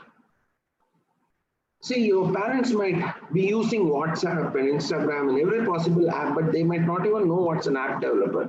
And if you're going to go and say, I want to become an app developer, the first thing is they are kind of looking at you and wondering what's wrong with you. And that is where the communication part comes in. I know that I have not answered the question fully. I have only given you a part answer. Please bear with me because the subsequent slides will give you the rest of the answer to the point that was raised, and which is a very pertinent point, which is why I have highlighted this quotation here. It takes courage to grow up and become who you really are. And in that context, the illiterates of today and in the time to come will not be about reading or writing, because reading and writing has become passé. It's a default. In fact, today, reading and writing has actually become irrelevant. I remember the hours of agony I have undergone for handwriting practice and the amount of scolding I have got for my pathetic handwriting. Every time I look at a pen, which I take out only for signing. How many of you even use your pens or pencils nowadays? So the entire construct of literacy is changing. And one of the fundamental difference between literacy of past and literacy of today and tomorrow is this thing of learning, quickly unlearning, because suddenly it becomes irrelevant, and relearning what is important. Which is why I suggested this small exercise. Today evening or tomorrow, whenever you find time, try to ride a bicycle with your arms crossed. Your left hand holds the right handlebar and vice versa. Let's see how many of you are finding it easy to do this. Trust me, it will not be as easy as it sounds. I'll give you another example. All of you are already mentally prepared to follow the cycle of learning, unlearning, and relearning. And this is demonstrated by the fact that on an average, the millennials tend to change their mobile phone at least once in 2 or 3 years, as compared to the earlier generations which have changed their mobile phones, if at all they had, only once in 4 or 5 years. Think back, in any family on an average, especially in our country, when there is any new electronic product that comes in, any new mobile phone that comes in, it's always the younger generation which is called to explain and help set it up. Especially, for example, all these smart TVs that have come, the remote looks like some Star Wars weapon. There are so many buttons there. Every time I get a TV, the main reason why I avoid getting a new TV is the new remote that I have to master. But that is not a challenge for the millennials. So you're already halfway there. But if you become intentional about this cycle of learn, unlearn, and relearn, your journey will be faster and better. Now, coming to the second part of the answer to the question that was raised, I want to pursue something which might not be supported or might not be in line with what my parents or my family is talking about. One is to be intentional about it. Second is to get a lot of information. Third is to be able to communicate that this is what you know about it, and therefore this is why you want to do this, and convince whoever needs to be convinced, whether it's your parents or opinion leaders, if it's a larger family, saying that, let me attempt this, let me try, let me walk down this path. One of the reasons why parents and elders in some of the larger families are a bit uncomfortable letting people walk down the path is the message is not clear as to how you are going to walk down that path, which is where I came out with this book called Out of Syllabus. And I have defined a person's career path or professional path, because you could be in a job or you could be an entrepreneur, into three broad buckets. If you look at the average lifespan, a person works from, say, the late 20s till maybe the late 50s or early 60s. So roughly around, say, 30, 40 odd years, depending on how long you are inclined to work or pursue your business or passion. So break it up into three broad buckets. First bucket should focus on learning. Learn. And when I talk about learning, a lot of people ask me, sir, but we have been learning, we have gone to school, we have gone to college, then we have done a post-graduation, then we have done engineering. Sadly, in all that, what is being given to you is only information. Here, when I say learning, I'm talking about learning to be what I call as employable.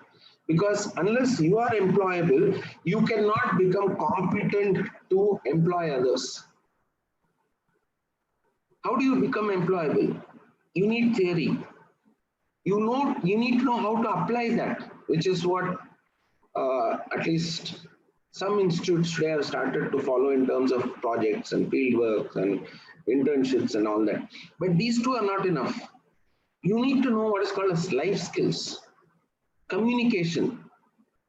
What is the second point to the query of how can I convince my parents? How can I manage societal and family pressure? One is intentionality, one is clarity in your mind, the other is communication skills, which nobody teaches you properly.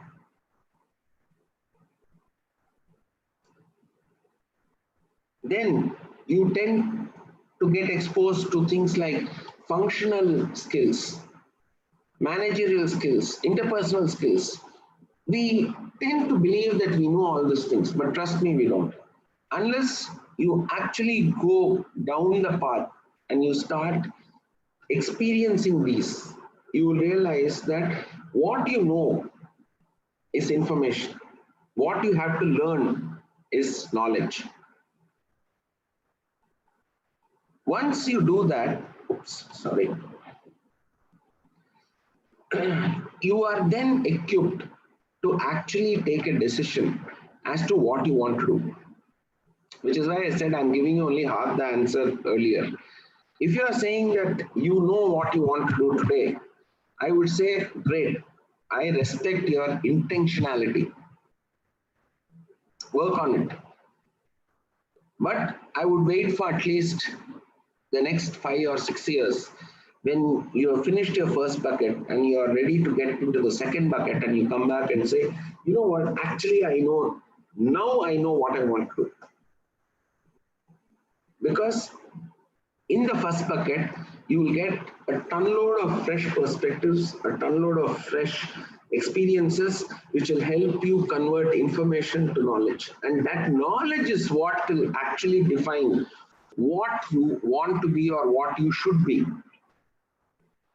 And during that period, what you will end up doing is, whether you like it or not, because if you are intentional, these are two things that you will end up doing. You will develop what is called as your personal success secret. Nobody is alike. Twins are not alike. Forget about everything else. One twin might be, charming. The other twin might be very forceful. We all have a little, what I call as personal PSS, personal success secret. Our little, tricks. Somebody might get work done because they smile. Another person might get the same work done because they are very firm. The work is not getting done because a person is smiling or because they are very firm. It's getting done because of their personal success secret. Similarly, you will start developing these things, success habits. You will learn how to balance life. And I'll come back to this. I'll share this little exercise towards the end. You will learn how to differentiate between what is urgent and what is important. The very simple difference between urgent and important is important is what should be focused upon all the time. Invariably, we ignore important things and therefore it becomes urgent. This gets linked back to harmony and balance, because if you are not focusing and getting the important stuff out of the way, it becomes urgent. Once it becomes urgent, it adds on to stress and you don't approach it in a balanced and harmonious manner. And that is because very rarely do we question the relevance of whatever we are pursuing. So let me go back to this nice picture. How do you do this? Intentional. And whatever I talked about with regard to success habits are this: when you focus on the important, you move in this spiral. When you focus on only the urgent, this is what comes into play. You feel overwhelmed, you feel disappointed because you are in a rush, you are in a hurry. Therefore, decisions are not balanced. Right? Sir, there is one question here. Yeah.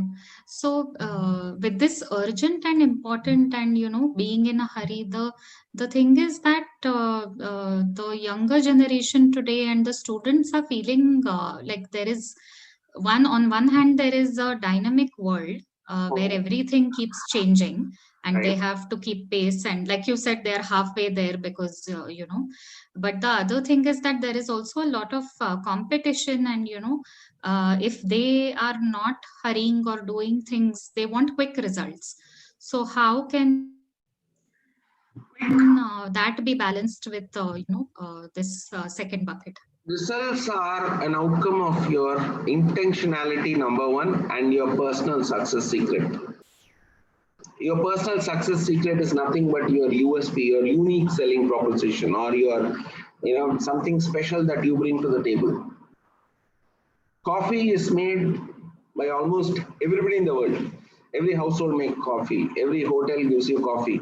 Yet, why is it that some people go to a particular hotel and say, you should have their coffee, superb coffee. What's so great about their coffee? Or chaat, pani puri. I'm sure a lot of you are big fans of pani puri. End of the day, it's the same thing. The pani puri person buys that puri from a mass vendor, wholesaler. All he does is he mixes that pani, the savory water which is filled. The potato and the pea mash that is made and with masala and put in, nothing great. Yet why is it that somebody wants to go to this pani puri person all the time? In Coimbatore, why is Annapurna famous? Because it has its own unique selling proposition or personal success secret. And that personal success secret can be unlocked only when you are at balance with yourselves. If you are not in balance with yourselves, you will always be pushed in the direction that the world or the pressure is pushing you, which is what this is all about. Urgency. Urgency happens because you're not focusing on what is important. I'll ask you to do 2 simple exercises again. Stand up, lift one leg, and try to go around, as in just go in a circle. It will be slightly difficult, but not impossible or some kind of destabilizing. But if I told you to close your eyes and do the same thing, most of you might not even want to attempt it because harmony and balance is lost.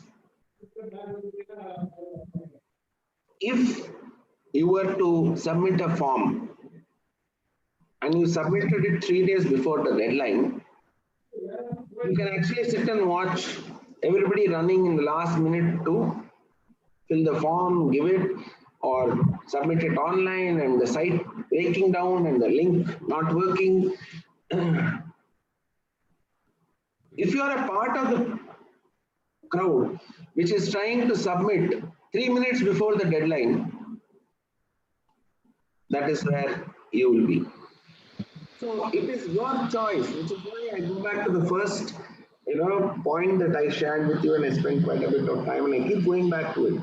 If you want to be like that creeper, if you want to be like a plant which defies gravity, you should be intentional. If you are intentional, you will never let things be in an urgent scenario. Yeah, in spite of your best efforts, there will be things that become urgent. Life is not perfect, but by and large, you will handle them when they are at an important stage. Yeah.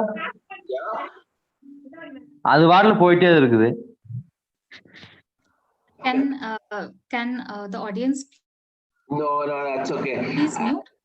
See, I have had far more interesting comments in some of my classes, and I think this is to be seen. Like I said, you can see it in 2 ways. One is you can get worked up, saying, "Oh my God, I am this great speaker, and how dare somebody interrupt me?" The other is it's an interesting and a welcome, I think, break to the monotony of my speaking. I'm sure somebody,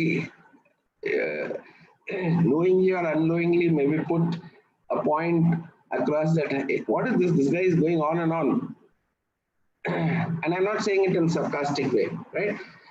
So, no issues at all. Whoever had unmuted or had left their mic on. So, I hope that answers the question that was asked with regard to, in the current context of speed, competition, etc. How do I maintain my harmony and balance? Is it possible for me to still be ahead of the race while being relaxed and laid back? I'm not talking about being laid back, I'm talking about being relaxed.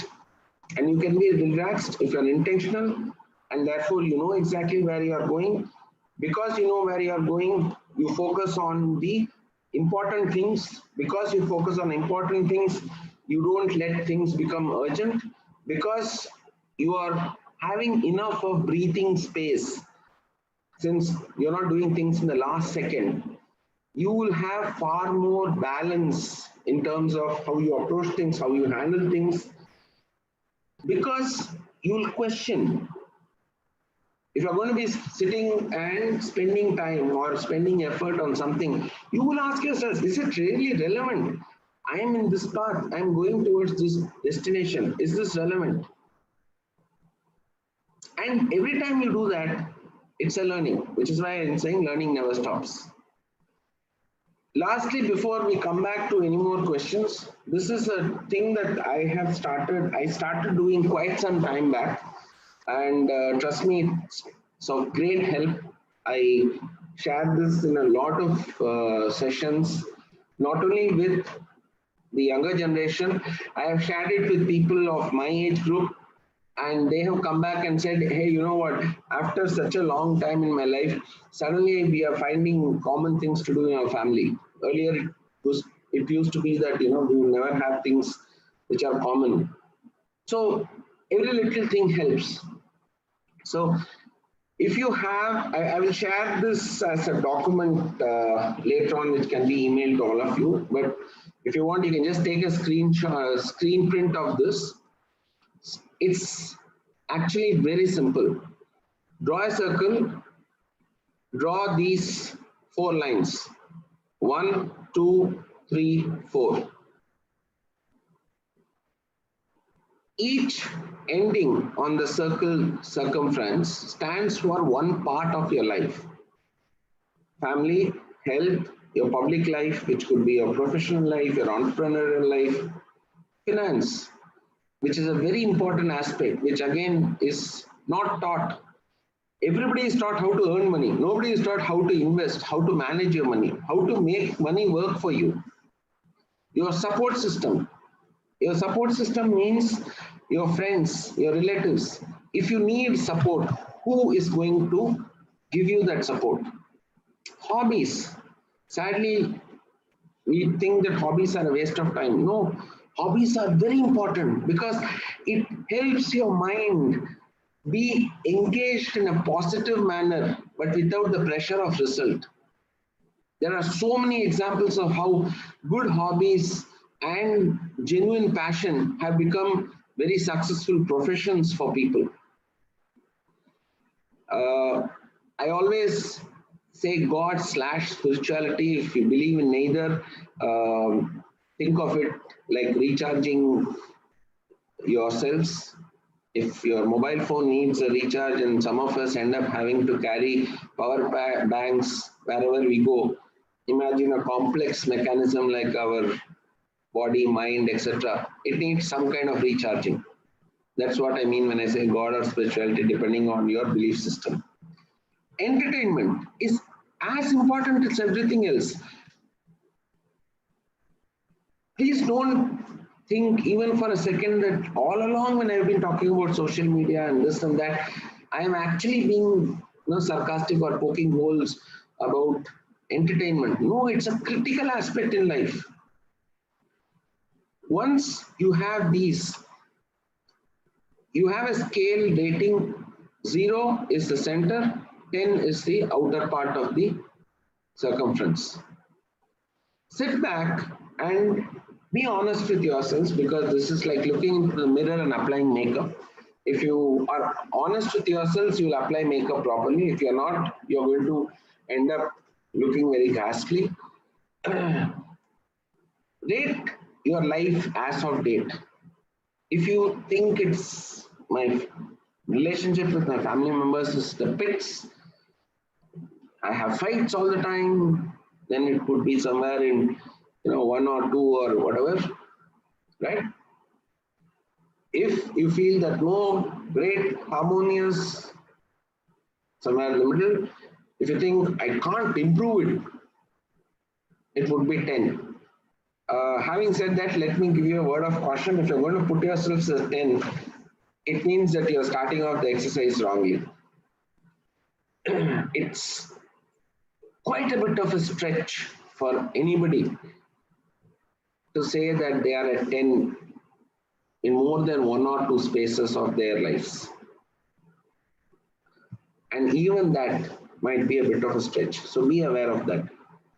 So once you have put your rating, you might be happy with your health, you might want to lose weight, you might want to gain weight, you might want to become more fit, you might be happy with your public life or not happy.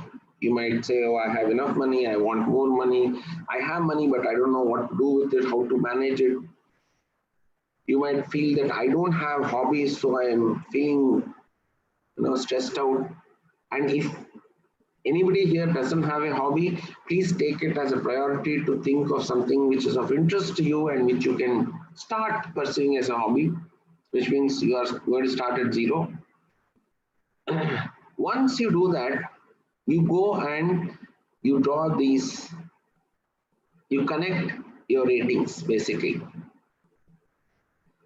Once you have connected the ratings, you will realize that this is actually the wheel of your life. And just like how a cycle or a bike or a car or even a plane or any mechanism which requires movement needs a cylindrical support, Life also needs a cylindrical, harmonious, balanced support. If your life is going to run on a wheel which is like this, obviously you're going to get stressed out. And if you're stressed out, you'll always be focusing on the urgent part. If you are focusing on the urgent part, you will not leverage PSS. So at the end of the 1 hour of whatever I shared with you, if you're kind of going to look back, very broadly, it's all intertwined, which is why I started with this picture. It's intertwined. Your intentionality has to be there. You need to be intentional that you will climb, you will grow, you will beat gravity. And you will do that by being intentional that you use your intelligence in a positive manner and not let it become the cause of boredom and frustration, etc., etc. If you are intentional about it, you will pursue it in terms of getting information, trying to convert that information into knowledge. With regard to the first question, how do I get my family to buy into my dreams? There are two parts. One is if they see your intention, if they see you putting tremendous effort, and B, you communicate with them, you don't inform them, you will get their buy-in. If not in the beginning, when they see you achieving results and they see the satisfaction and happiness on your face, they will definitely start giving their support. For that, you need to approach your entire professional and career / entrepreneurial journey in 3 buckets. For the first bucket, focus on learning, because learning is like this rope. You are intentional, great, but you need something to give you that leg up. Once you have learning, then like this creeper here, you can decide whether you want to go with the rope. Is that what you want, or you want to branch out and grow in a completely different direction? Look at this. Rope goes here, plant is growing this way.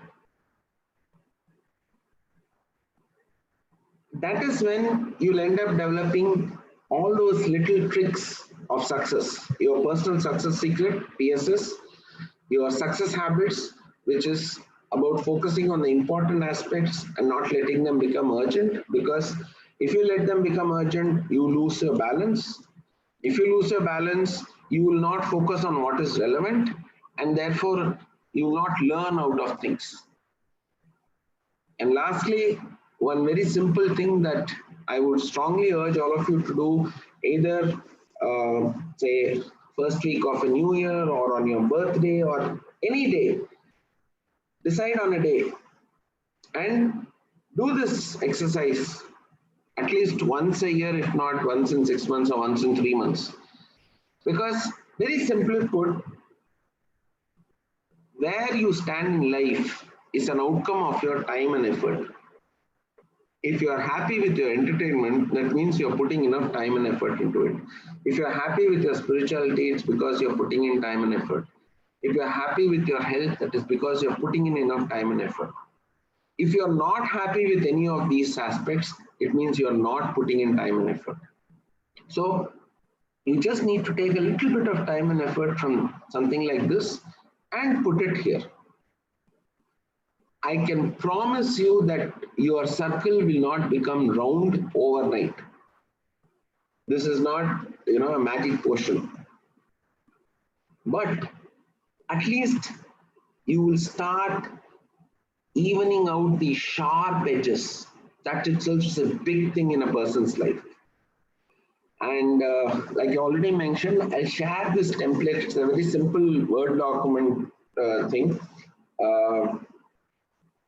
You can actually just scribble on a piece of paper, but if anybody is interested, I can share it to Ms. Archana or Ms. Kirti, and they can send it along to all of you. Like I said, please try and do it at least once a year, if not more. So that is what I wanted to share with you. Go back, again reinforce, be intentional, and all the very best to each one of you. Thank you so much, sir, for such a nice talk and describing intentionality so well. We actually had one question which you already answered, was how often should we do the wheel exercise? So looks like your suggestion is once or twice a year, which I think doing it on a birthday is a great idea. Sorry, Ms. Kirti, I would say you do it every month. Oh, okay. See, it's self-development, it's learning. So there is, you can choose to do it every week. But my thing is, at least do it once a year. Yeah. Okay. So then I think we can do it as often as we like, but minimum once a year is what sir says. And the other question was around, I think you tried to touch upon that as well. The other question was, how do we find the focus and time to balance the wheel? So is it expected that we get like a 8 on each of the... Impossible. That's what I said. I can promise you that you're not going to get an 8 on everything or a 7 on everything. All you can do in the beginning is you can maybe bring down something which is at 9 to the average, which is maybe 7, or pull up something which is at 2 to the average, which is 5. But overnight, nobody is going to be able to, make a perfect circle out of the life. And that's because time is finite, effort is finite. And it is a habit that you have to develop over a period of time with regard to how to allocate this time and effort. So this wheel is just like, a self-assessment tool. It shows a mirror saying, hey, you know what? You're happy here because you are giving time and effort. You're not so happy here because you're not putting in enough time and effort. So move a little bit from here to here, little balance. Now this side is balanced, this side might not be balanced. So then you need to move from here to here or here to here. At that time, these two might not be balanced or these two might not be balanced. So it's a constant juggling act. And you can become better and better at it only if you are intentional. If you say, hey, you know what, I did it once, but it didn't work. Yeah. That's it. Yeah, no, so that's the key, I think, being aware and then being intentional to what. Absolutely. And just to again demonstrate the cycle exercise, please try and ride your cycle like this. Hold the handlebars like this and try. It is not as easy as it appears. It's not easy, sir. Okay, then I think we have run out of time. So I will now invite Dr. Priya to give the vote of thanks, please. So that was one impactful and time with us today. And I'm very sure, like, once the session gets over, I'm going to pick my pen and paper to do the exercise. Like, it's really struck strong to us. So thank you, sir, for joining us, and thank you so much for your time with us today. And guys, we are at the end of the Entrepreneurial Sparks series. In fact, last week we had 2 people, and their story told us, like, we can be successful while we love our nation. And today, like, we had another 2 amazing people who told, like, being conscious and being intentional of self, our surroundings, our system, and our behavior will keep us in track. So that's very important for all of us who's listening out here. And thank you so much. We are very, very grateful to the speakers. And thank you, Archana and Kirti of Her Venture. Really made it splendid. The Entrepreneurial Spark session were superb. And thank you guys for doing this during Villa. So it's time to thank our participants, our institutions, and the press team and the IT team for all of your support. Guys, thank you all for joining us, and wishing you all a very, very happy new year, which gives us peace, joy, and health. Thank you all once again. Thank you. All the very Thank best. you. Thank you. Thank you. Thank you so much.